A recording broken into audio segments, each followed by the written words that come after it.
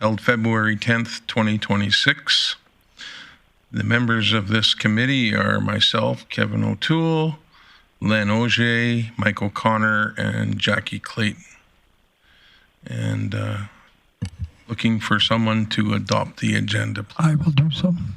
Okay. I will move committee adopt the agenda as presented. Thank you very much. We have no reports. Oh, sorry. Oh, we got to call for a vote. Yeah, we got to make sure that that's licked. I'm good.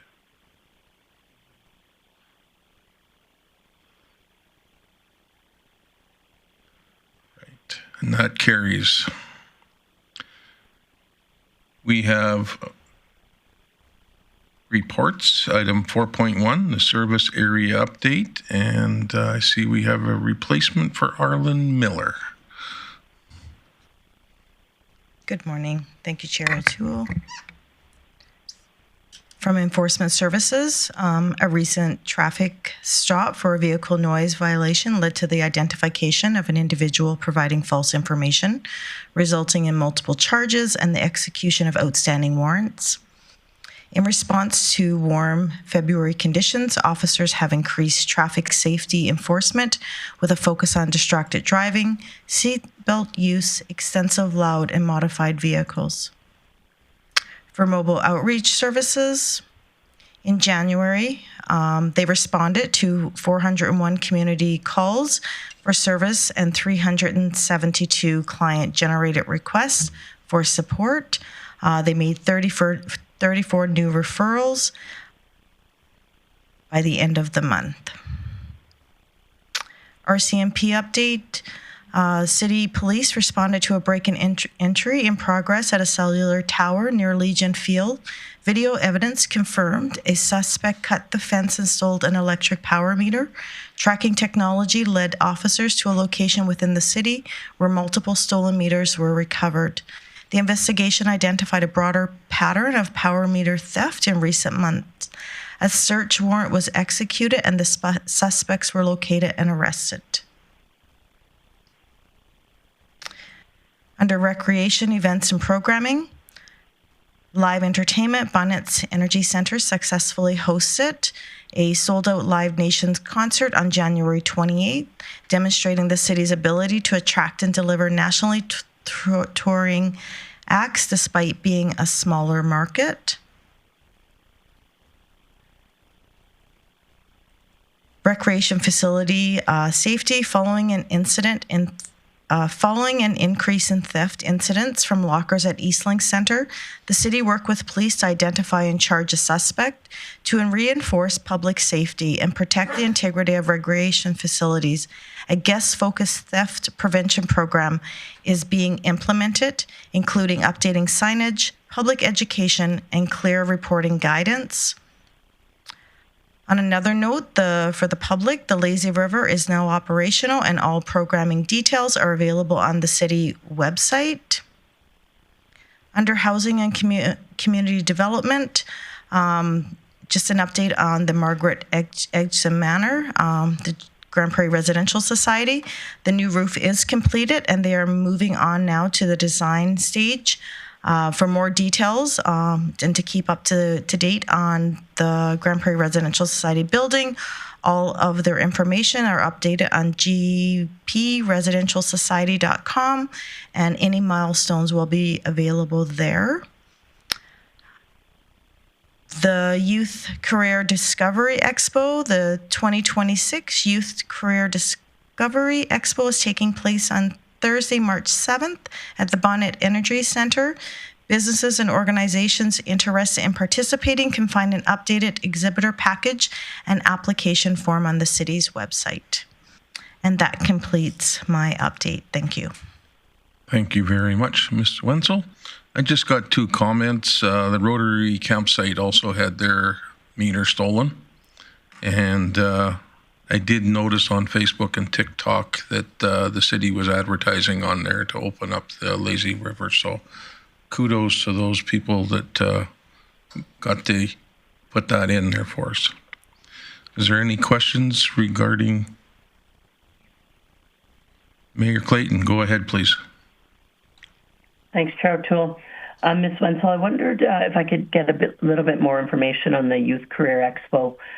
My understanding was when it was first implemented, it was in partnership, potentially through a grant and with Careers Next Generation. Is there a ball picture of the investment that you can share with me in regards to what it costs the city to facilitate this event? And I'm assuming there's sponsors that are part of it. I'm hoping the Chamber of Commerce is involved and other organizations. I think it's a great initiative for youth to be able to get industry in front of youth and really set them on the right career path.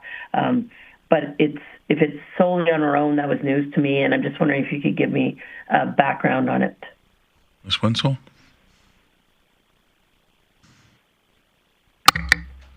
Thank you, through the chair. I don't have all of the details in front of me today, and I can't An email to council would be totally fine. But I can give you that the majority of the cost is still being funded through a Tamarack grant through the federal government that we do receive, and we do have a long list of partnerships involved in the expenses of the program and of the event. Yeah, thank you for that, and thanks, Chair O'Toole. And if you wouldn't mind just sending council an email with a little bit more background as you get it, that would be appreciated. Thank you. All right, any other questions? We are good. Okay, we'll move on. Thank you very much for your report. Item 4.2, the Grande Prairie Local Immigration Partnership 2025 update and 2026 priorities. Welcome, ladies. Yep. Just getting back to routine. Just say your name in the microphone so we all know who you are, but we got to do it.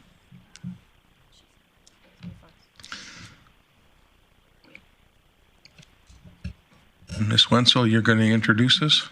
Thank you, through the chair.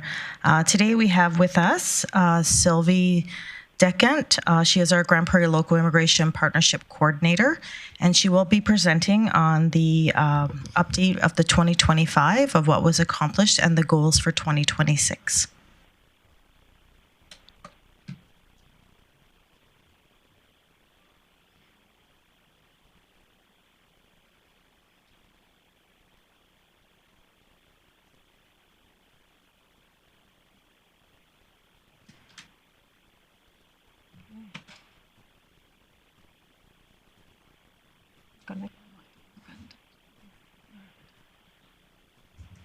Is it not working out?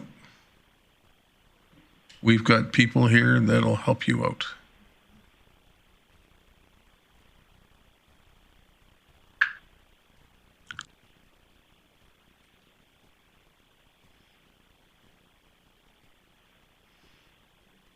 Smarter than the average bear.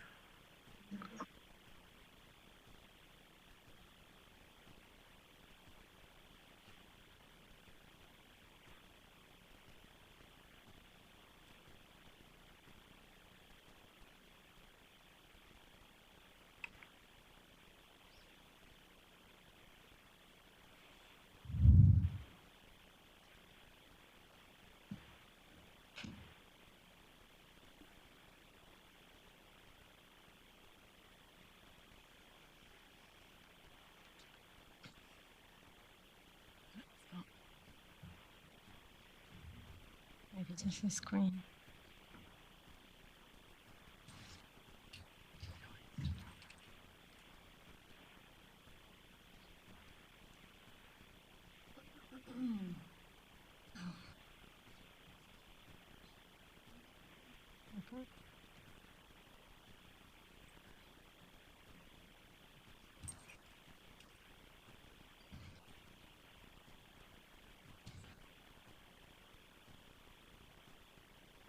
One of the display screen. Join. Okay.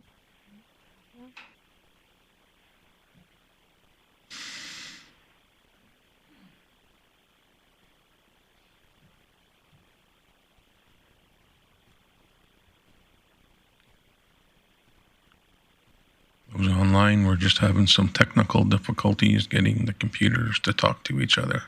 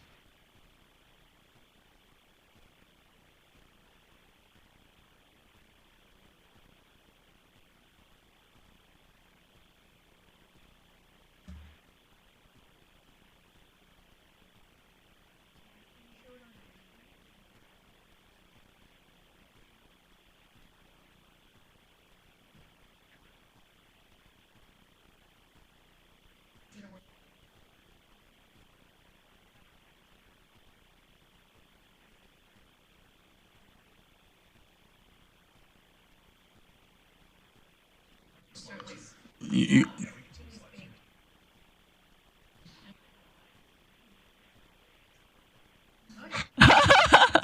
Okay, awesome. Just introduce you, Karma. Okay, sounds great. So good morning, Mayor, Member of Council.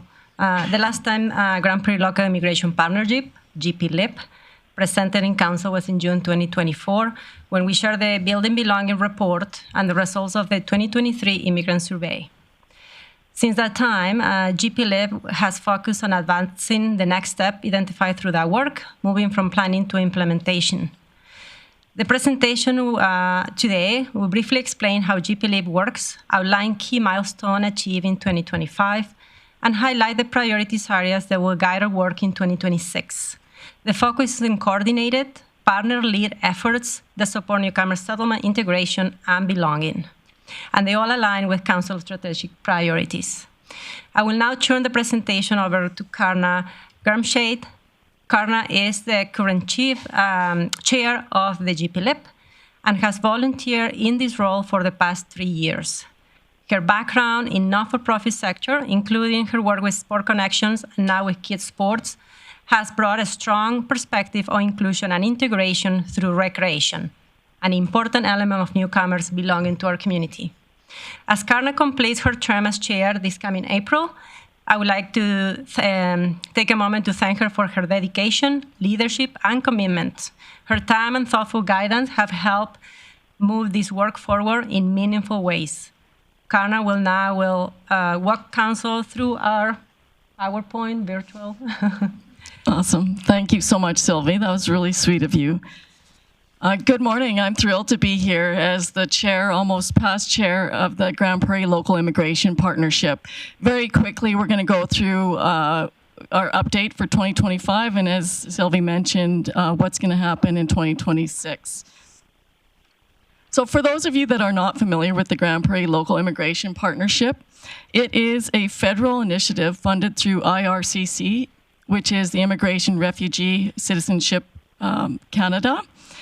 It's an initiative that brings together partners to collaborate on serving newcomers in their settlement and integration into communities. Our local immigration partnership is made up of over 20 different representatives that represent organizations that serve newcomers and immigrants in our community.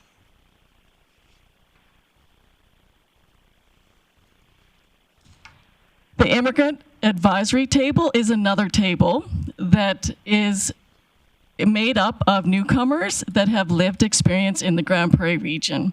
We have 17 representatives at that Immigration Advisory Table, and that table helps us set our priorities and collect data for information and setting our goals for the future to come. So our information and our data and everything that we do comes from and aligns with the needs of newcomers in the city of Grande Prairie.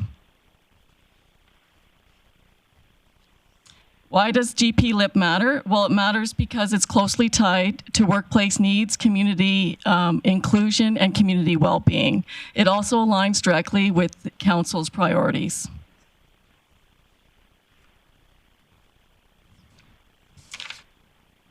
So the partners that are around, oh, wonderful, so we're on slide 5. The partners that are around the table, so the over 20 partners that are around the table, all have shared priorities on newcomer settlement and inclusion, and they create partner-led initiatives that the GPLIP supports. So the GPLIP itself does not provide services. It supports the sectors in providing and delivering theirs.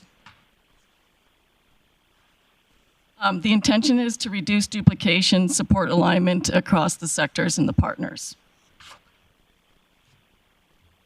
Some of our 2025 milestones. So in early 2025, we were really still working on creating that foundation for our organization so that we can have some sustainability and some direction. So we worked on terms of reference and expectations with our monthly meetings and our IAP meetings. We also worked on attracting sector representatives on both the local immigration partnership table and at the immigration advisory table. We were instrumental in the advocacy work around the biometric scanning, and that need came directly from our immigration advisory table. And that was a time where Sylvie mainly was really busy in renewing funding agreement with IRCC, which we have secured agreement up until 2028, which is incredible. The second part of 2025, we were putting our planning into action. So what we did was we launched the Passport Grande Prairie. And for those of you that aren't familiar with the Grande Prairie Passport, what it is it's a tangible resource for newcomers to help them navigate the services that are available in the region. This is the feedback that we heard directly from the Immigration Advisory Table on what the need is for newcomers when they come to our region. That resource can be picked up here at the city, and it's a tangible book. It also lives on the City of Grande Prairie website, so is readily available for all of our service providers to promote and to give and put in the hands of newcomers in our communities.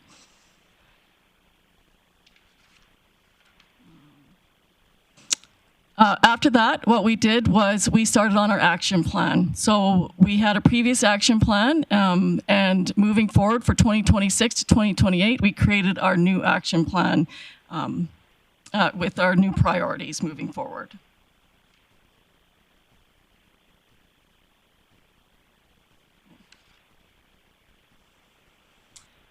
So the Welcoming Week is a week to celebrate diversity.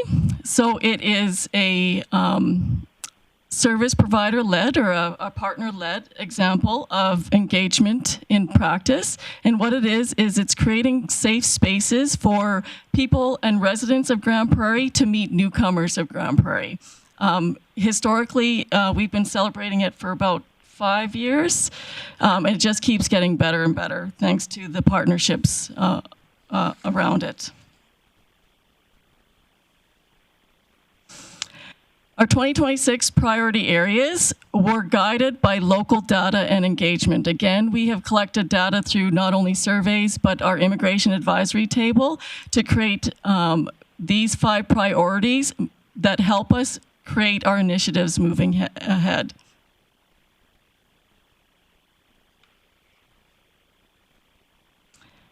So moving ahead for our priority areas for 2026 to 2028 is we're going to be working with our partners to implement the action plan.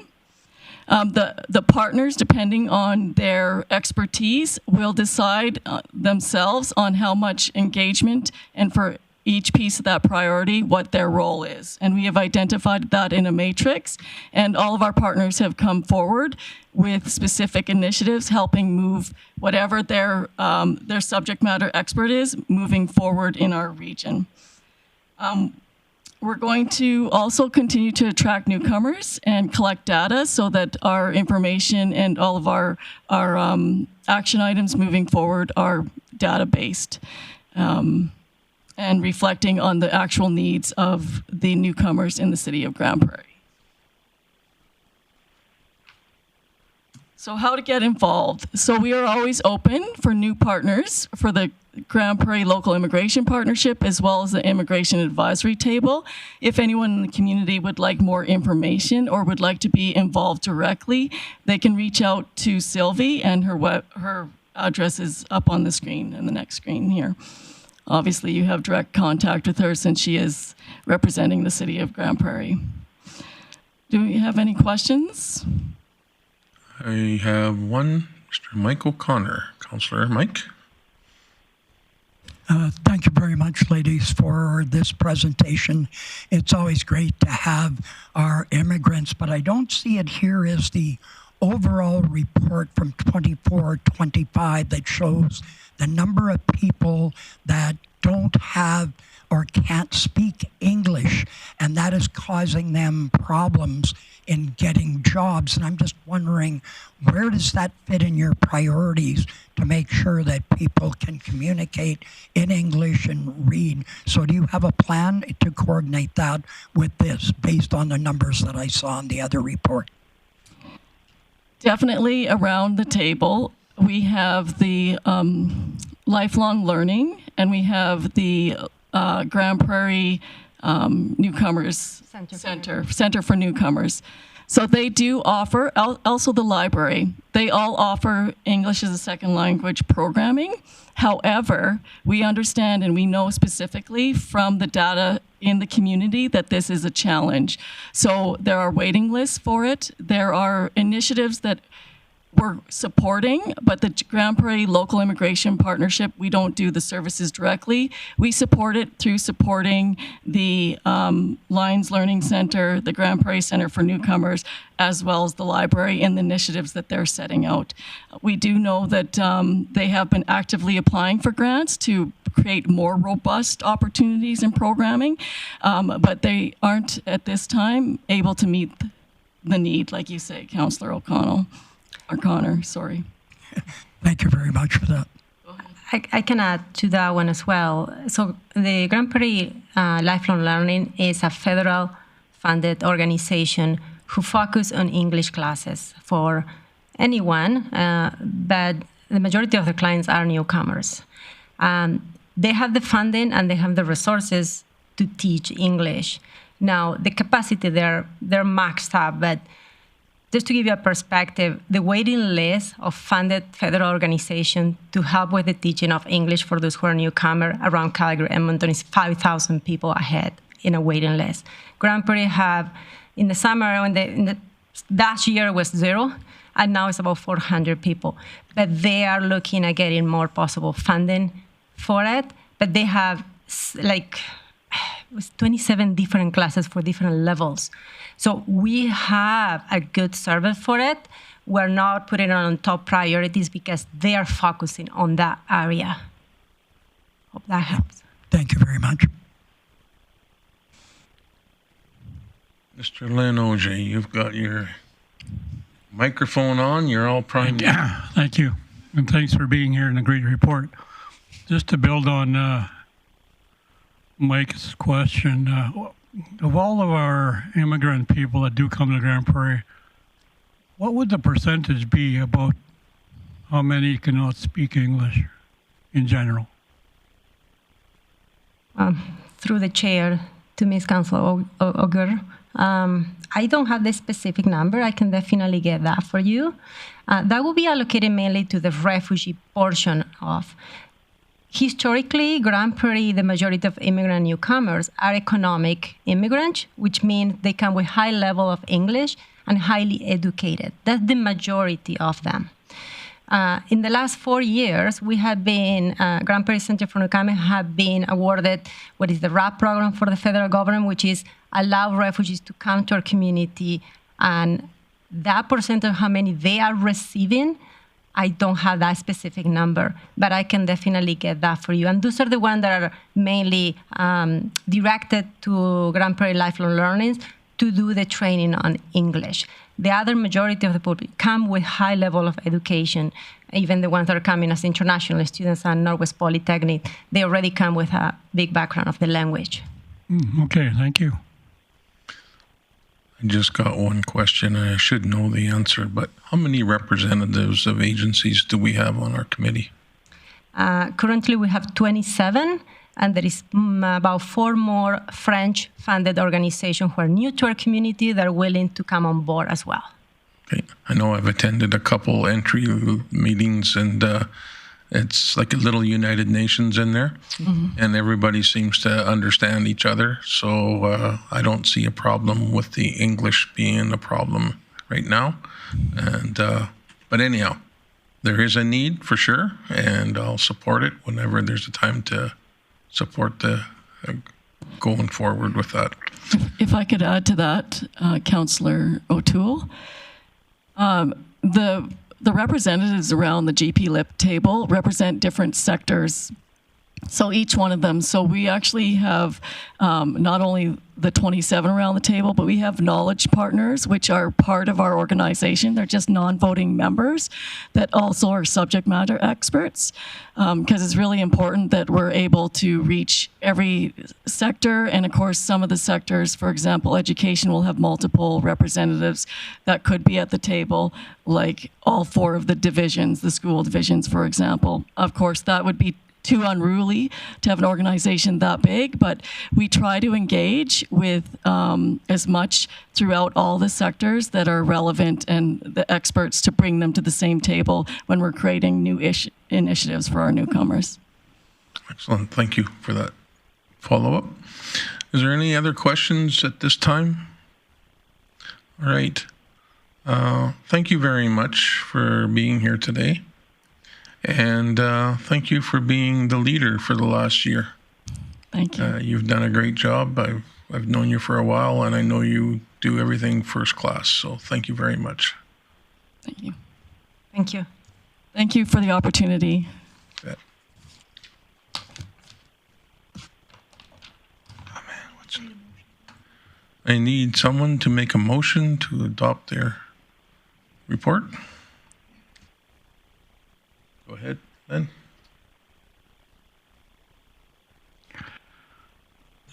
I move that the report be adopted as presented. Sounds good. All in favor, vote. I'm good.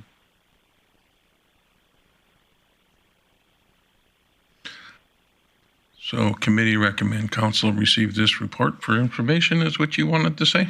Yep. And that's exactly what I interpreted there. You heard right.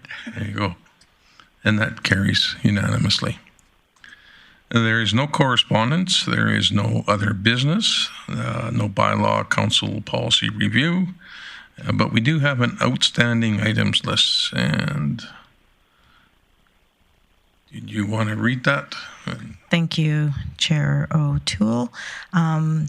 Today, ID number 1397, our Grande Winter Strategy is complete and can be removed, and all other items are on track.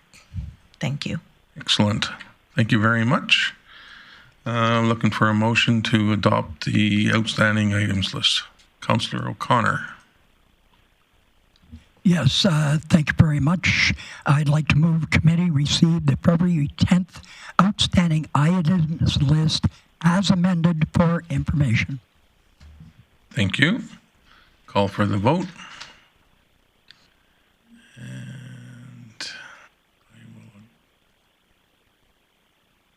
And that carries unanimously again. And so with that, I call this meeting adjourned.